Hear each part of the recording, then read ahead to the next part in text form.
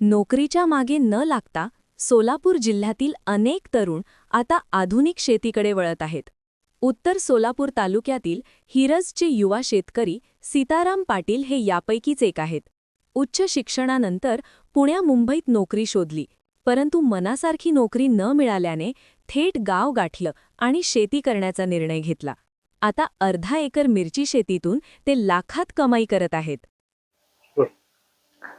नमस्कार, मी सीताराम अर्जुन पाटील, मुक्काम पोस्ट हिरज, तालुका उत्तर सोलापूर. तुम्ही आता बघता ही मिरची जी लागवड केलेली आहे ती G4 ही एक्सपोर्ट क्वालिटीची मिरची आहे आणि श्री छत्रपती शिवाजी कृषी उत्पादक संस्था हिरज आणि सानुप्रिया कंपनी परभणी यांच्या संयुक्त विद्यमानाने ह्याची लागवड केलेली आहे. आणि ह्या मिरचीची वैशिष्ट्य म्हणजे ही एक्सपोर्ट क्वालिटीची मिरची आहे. आणि ही जी लागवड केलेली आहे आपण ती 5.5 फूट बाय 1.5 फूट या अंतरावर केलेली आहे.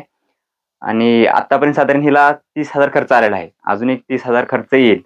टोटल यातून आपली टोटल जी लागवड आहे ती अर्धा एकरापर्यंत केलेली आहे. याच्यातून साधारण कंपनीशी आम्ही करारच केला डायरेक्ट की साधारण 40 रुपये किलो प्रति हमी भाव त्याने फिक्स करून असं करार केलेला आहे. मी अंदाजे जास्त निघू शकेल माल, तरी पण कमीत कमी आपण 5 टन जरी धरलो तरी 40 रुपयानं किलो म्हणलं तरी 2 लाख रुपये होतील.